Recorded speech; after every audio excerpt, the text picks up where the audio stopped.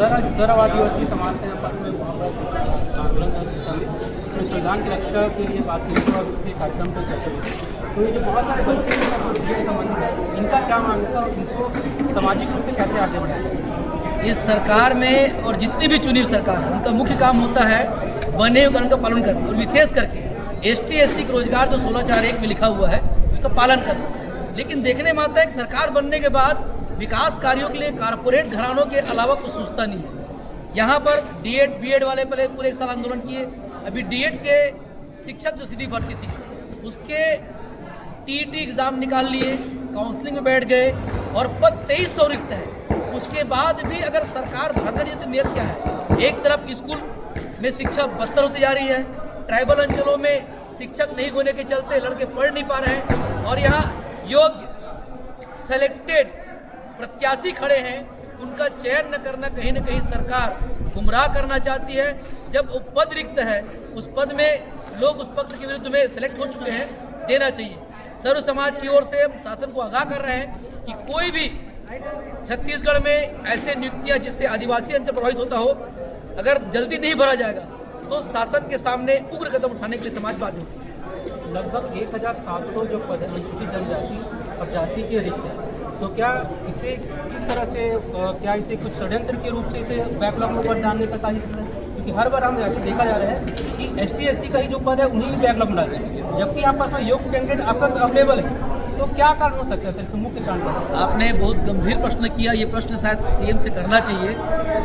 जब से सरकार बना है बैकलॉग पद मिला है, सीधी भर्ती में बैकलॉग पद को मर्ज कर दिया गया, और उस पद में भी अगर नियुक्ति नहीं दे रहा है तो सीधा सीधा मैं आरोप लगाता हूं सरकार पे आदिवासियों के हक के पद को खत्म करने की षड्यंत्रपूर्वक साजिश।